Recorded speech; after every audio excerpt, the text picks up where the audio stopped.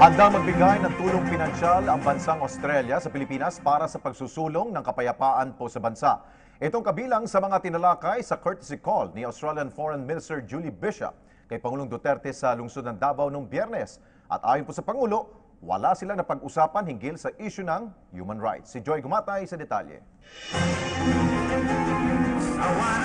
Binigyang diin ni Pangulong Rodrigo Duterte na kriminalidad at terorismo at hindi human rights violations ang pinag-usapan nila ni na Australian Foreign Minister Julie Bishop sa maikling courtesy call nito sa Davao City noong Biyernes.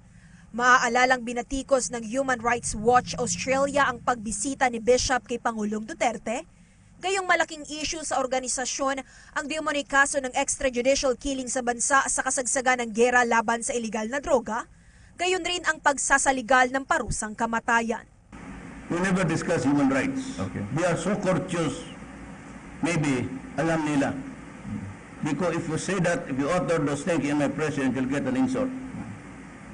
No, nobody but nobody, not even the United States, ever opened up the human rights in front of me.